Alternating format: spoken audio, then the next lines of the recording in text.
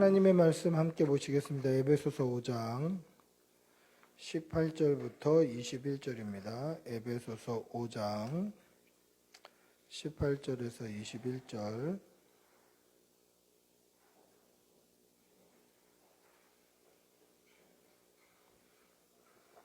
에베소서 5장 18절에서 21절. 천천히 한 목소리로 함께 읽겠습니다. 에베소서 5장 18절에서 21절까지입니다. 같이 읽겠습니다. 술 취하지 말라. 이는 방탕한 것이니 오직 성령으로 충만함을 받으라.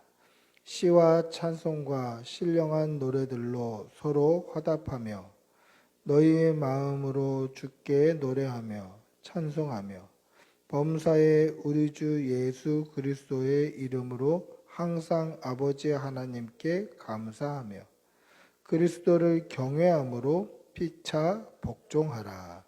할렐루야. 오늘 성령 충만에 대한 말씀을 나누려고 하는데요. 이 성령은 신학대학원에서도 조직신학 시간에 한 학기를 배우는 내용입니다. 성령론 해갖고 성령님만 따로 배웁니다. 사실 방대한 학문이라고 할 수 있죠. 그런데 성령의 여러 가지 사역들이 있습니다만은 오늘은 성령 충만에 대해서 우리가 다루려고 합니다. 성령 충만만 좀 따로 떼어놓고 보자라는 것이죠. 여러분, 성령 충만하면 드는 생각이 무엇입니까? 성령 충만하고 딱 던지면 먼저 드는 생각들은 그런 거예요. 우리의 느낌과 우리의 감정들이 먼저 탁 떠오르죠. 뭔가 영적인 카타르시스, 확 뜨거워지는 마음, 때로는 시원한 마음, 때로는 막 터지는 눈물, 격하고 벅찬 감격. 그러니까 감정이나 느낌이 먼저 떠오르더라는 거예요. 그럼 성령 충만 그러면 감정이나 느낌들이 먼저 떠오르죠. 그런데 감정이나 느낌으로 끝나서는 안 된다라는 거예요.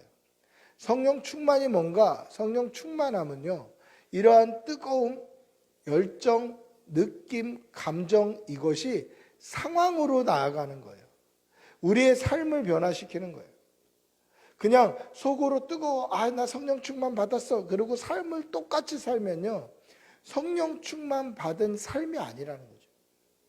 성령님이 역사하시면 그 사람이 변화됩니다. 할렐루야.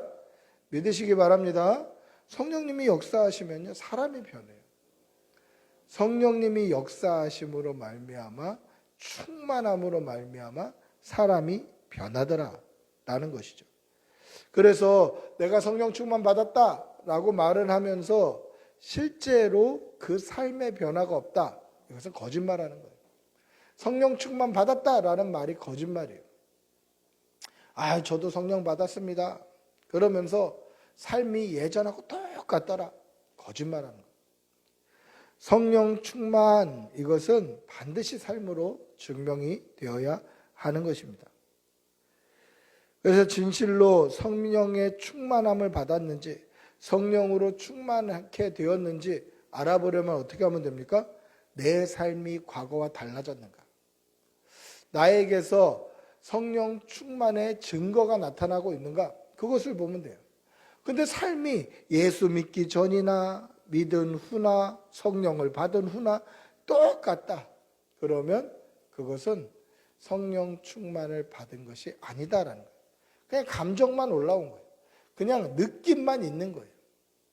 그냥 감정과 느낌이 성령 충만은 아니다라는 거예요. 그로 말미암아 변화된 삶까지 나아가야 한다라는 것이죠. 여러분, 성경을 보시면요, 성령과 충만이라는 단어가 동시에 등장하는 경우들이 굉장히 여러 군데 등장합니다. 성령의 충만함, 성령으로 충만함, 또는 성령 충만, 이런 단어들이 굉장히 자주 등장해요. 신약 성경에 자주 등장하는데 특히 복음서를 제외하면 사도행전에 거의 몰려 있어요. 복음서를 제외하면 사도행전에 굉장히 많이 등장해요. 근데 그 등장하는 모든 경우에 다 현상과 상황에서 성령의 충만함, 성령으로 충만함, 성령 충만 이런 단어들이 들어가요. 뭔가 상황이 일어났을 때, 뭔가 현상이 일어났을 때 반드시 성령 충만이라고 얘기해요. 그럼 보십시오. 성령 충만이라는 것이 우리 느낌, 내면에서 이루어지는 건가요? 그렇지 않아요. 성경에 보면 뭔가 현상이 일어나고 상황이 일어났을 때 반드시 성령의 충만, 성령이란 단어와 충만이라는 단어가 같이 들어간 문장을 사용하더라는 거예요. 그러니 성령의 충만함은 내적인 겁니까? 그렇지 않아요. 외적인 거예요.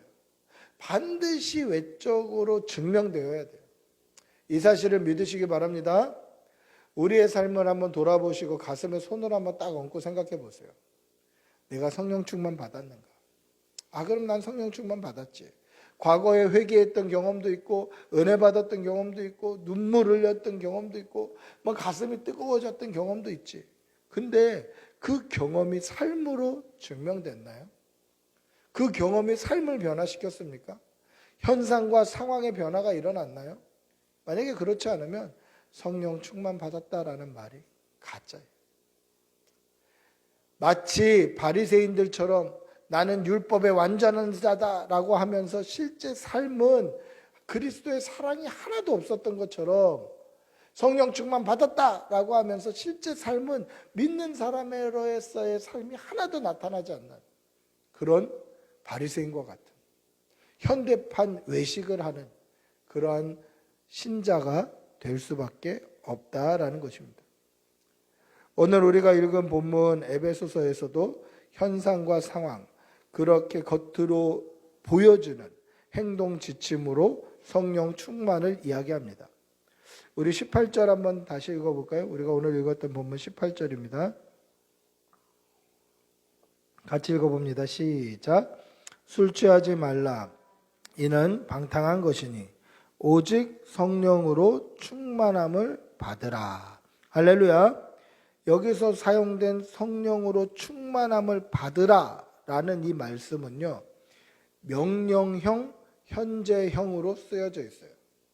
자, 성령 충만함을 받아라 라고 명령을 하는 거예요. 그리고 지금 현재형으로 쓰여져 있어요.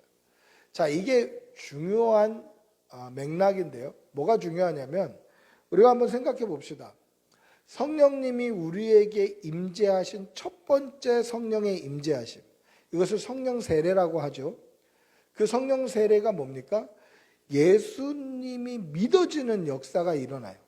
성령님이 지혜의 영이 우리의 영안을 열어주셔야 예수님이 믿어지고 말씀이 믿어져요. 그러니까 예수님이 믿어지게 되는 거예요. 믿음을 가져온다는 거죠.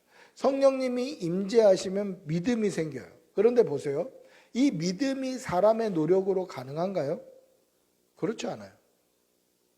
믿음은 사람의 노력으로 가능한 게 아니에요. 분명히 그렇게 성경도 기록하고 있어요. 이게 우리의 열심이나 우리의 노력으로 만약에 믿음을 쟁취할 수 있다면 믿음이 나의 의가 되고 믿음으로 말미암아 구원을 얻는 게 나의 자랑이 돼요. 그래서 누구도 자랑치 못하게 하기 위해서 이것은 오로지 하나님의 은혜로 주어져요. 믿으시기 바랍니다. 믿음은 내가 열심히 하고 훈련하고 뭐 좀 한다고 해서 되는 게 아니라 성령님이 역사하시고 나에게 임재하시고 믿어지게 해 주셔야 믿을 수 있는 거예요. 그러니까 믿음은 내 노력이나 열심으로 할 수 있는 겁니까? 아닌 겁니까? 열심으로 하지 못해요. 그래서 이걸 은혜라고 하는 거예요.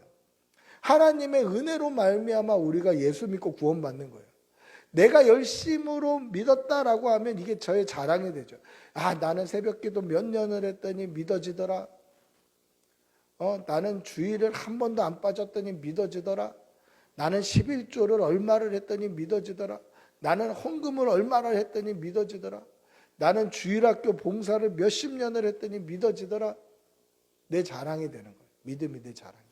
근데 이 자랑을 하지 못하게 믿음은 오직 은혜로 되는 거예요. 근데 가만히 보세요, 여러분. 교회에 보면 자랑하는 사람들이 있어요. 자랑하는 사람들이 있어요. 믿음 아니에요. 내가 얼마를 목회했고 뭐 얼마를 신앙생활했고 얼마를 언금했고 나는 뭐 토요일에 한 번도 약속 잡은 적이 없고 제가 실제로 들은 얘기예요. 자랑이 되는 거예요. 여러분, 우리가 예수 믿고 구원받는 이 역사는 하나님의 전적인 은혜입니다. 믿으시기 바랍니다. 이것을 우리에게 주신 게 사실은 기뻐하고 감격해야 되는 거예요. 하나님의 은혜로 말미암아 구원을 받는 겁니다. 왜 그렇습니까? 자랑하지 못하게 하기 위해서 그렇게 하시는 것이죠.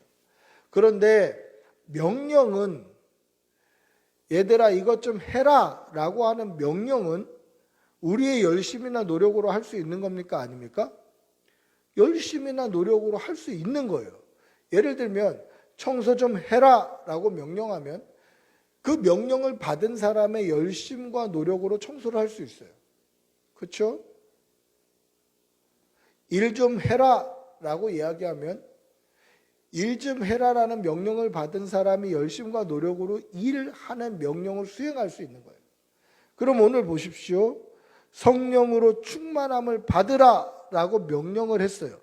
그러면 성령 충만을 받는 것은 우리의 노력이나 열심으로 될 수 있다 없다? 될 수 있는 거예요.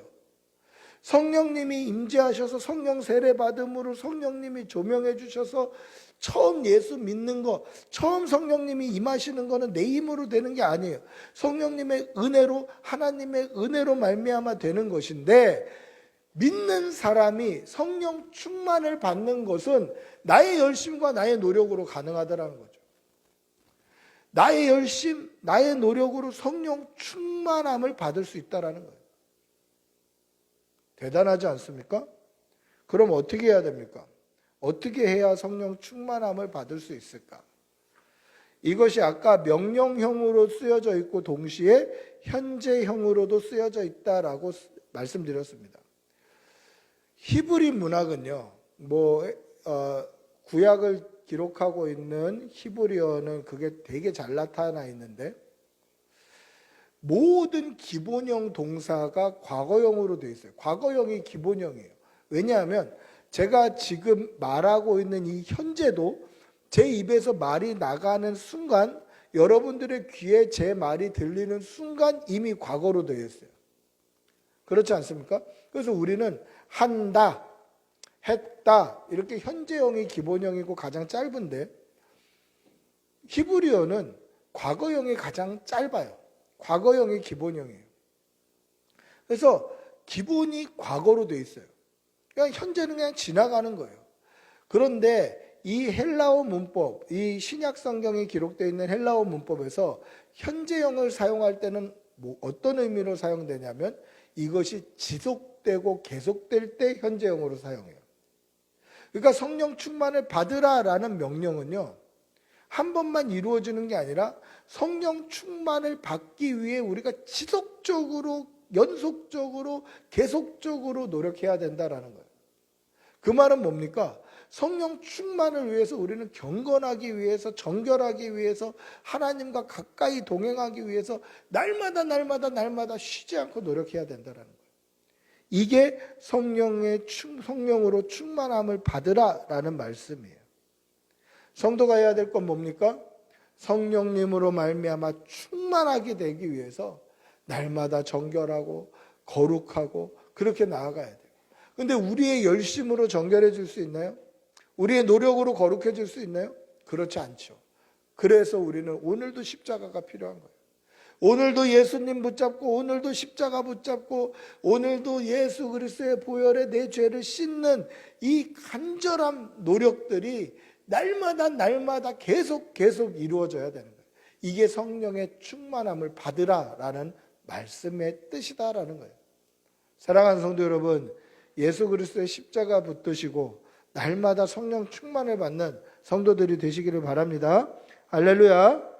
우리의 삶이 성령으로 충만하도록 끊임없이 믿음의 열심을 내는 성도들이 되시기를 바랍니다. 우리가 읽은 19절에서 21절에 보시면 성령 충만의 구체적인 모습을 이야기합니다. 우리 19절부터 21절 한번 읽어볼게요. 같이 읽어봅니다. 시와 찬송과 신령한 노래들로 서로 화답하며 너희의 마음으로 주께 노래하며 찬송하며 범사에 우리 주 예수 그리스도의 이름으로 항상 아버지 하나님께 감사하며 그리스도를 경외함으로 피차 복종하라. 할렐루야. 자, 성령 충만은 내적인 거라고 그랬습니까? 외적인 거라고 그랬습니까? 외적인 거라고 말씀드렸어요. 현상으로, 상황으로, 삶으로 나타나야 돼요. 그 형상으로, 삶으로, 상황으로 나타나는 그 삶이 오늘 19절부터 21절에 기록이 되어 있습니다. 느낌이나 감정, 그냥 내 속에 있는 게 아니라 겉으로 드러나는 거예요. 성령으로 충만함을 받은 삶이 어떤 삶으로 이어져 나오는지 그렇게 말씀하고 있는 거예요.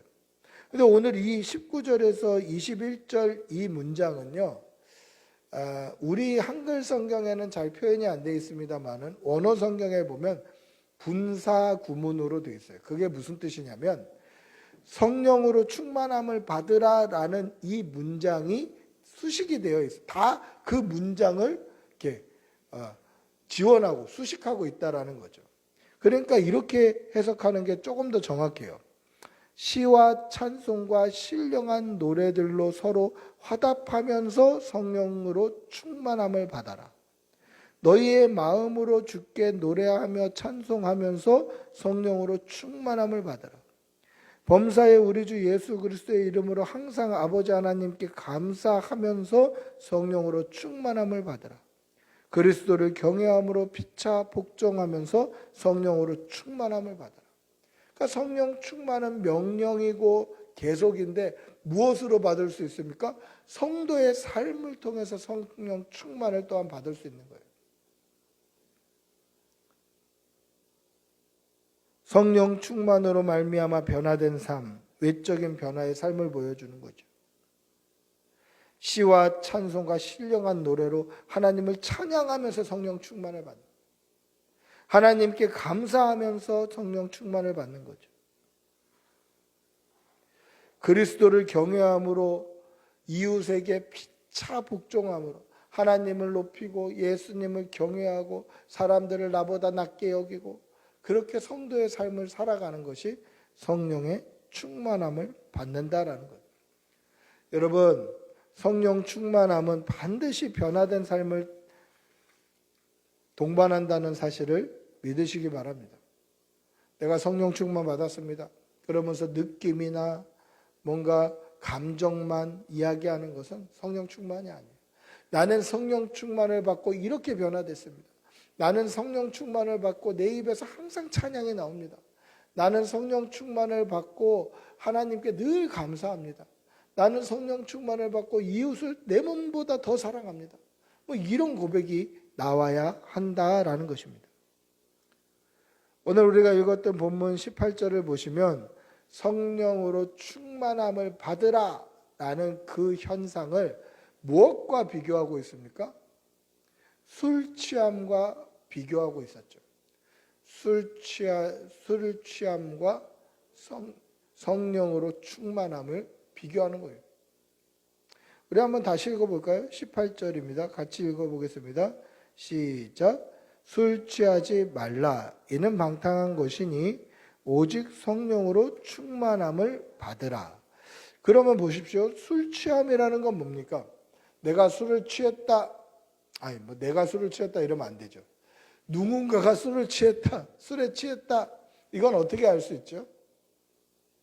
그의 외형을 보면 알 수 있어요. 아이고 저거 술 취했나 보다. 아이고 저 사람 술 취했나 보다. 차가 막 갈치자로 가면 저 사람 음주운전인가 보다. 이렇게 외형으로 드러나게 돼 있어요. 그러면 술 취함과 성령님으로 말미암아 충만함은 외형적으로 드러난다라는 거에서 공통점이 있다라는 거예요. 그래서 술 취함과 성령으로 충만함이 이렇게 비교되고 있는 거죠. 외형적으로 드러나는 거예요. 여러분, 갈라디아서 5장을 보시면 육체의 소욕과 성령을 비교하는 말씀이 나오는데 특별히 19절에서 23절을 보시면 육신의 일과 성령의 열매를 나열하고 있습니다. 이것이 오늘 술 취함과 성령으로 충만함이 비교되는 것과 굉장히 유사해요. 우리 한번 찾아서 읽어볼까요? 갈라디아서 5장 19절에서 23절입니다.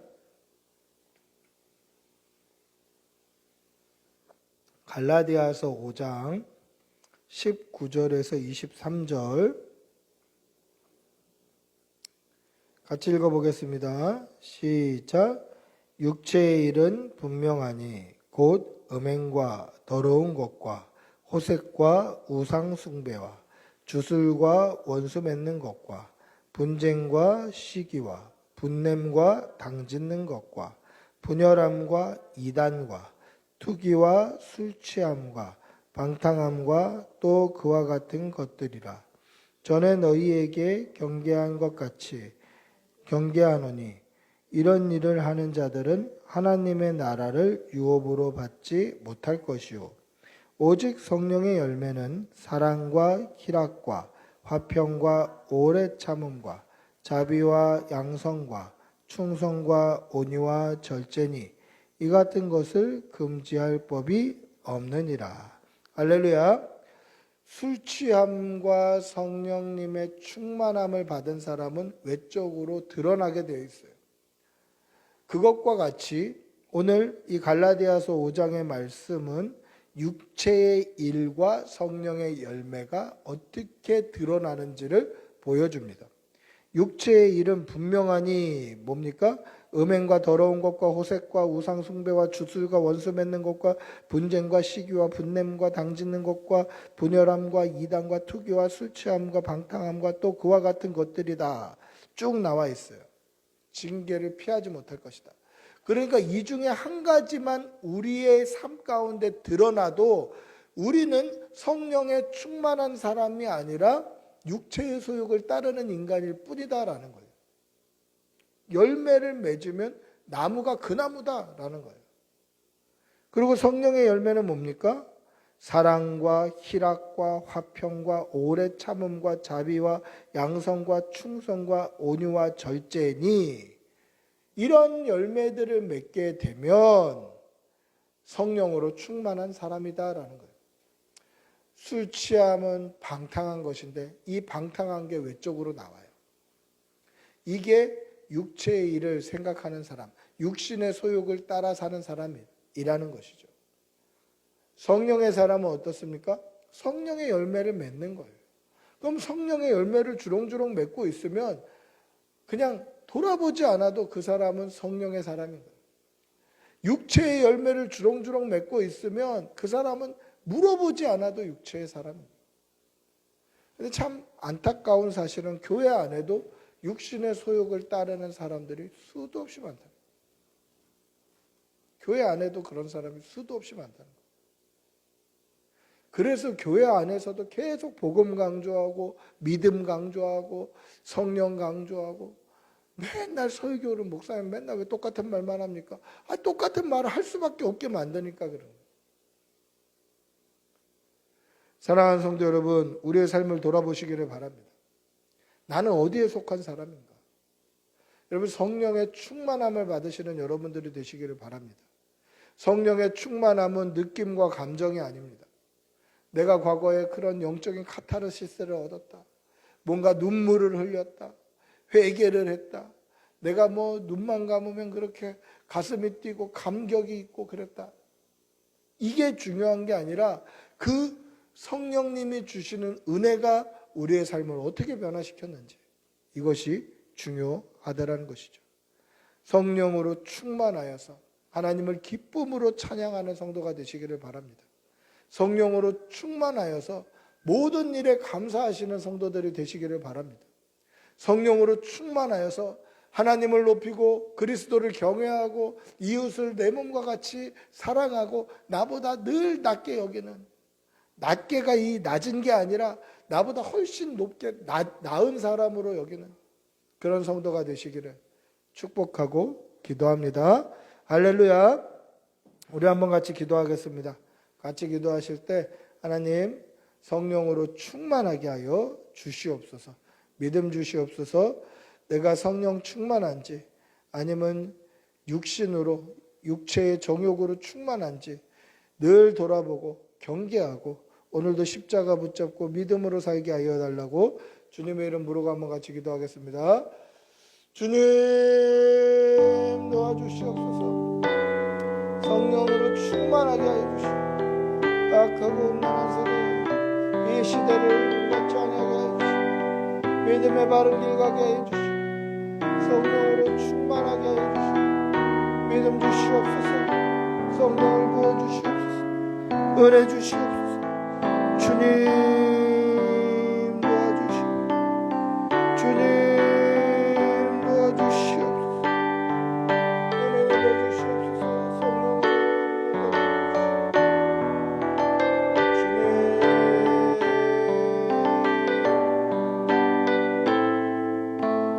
주님 도와주시옵소서.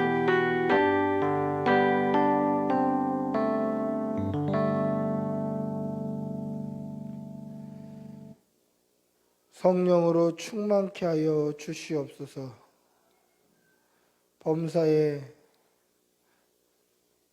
하나님께 감사하며 우리의 입을 열어 하나님을 찬양하며 예수 그리스도를 경외함으로 이웃을 사랑하며 섬기며 살아가는 성령의 열매 맺는 성도들 다 되게 도와 주시옵소서.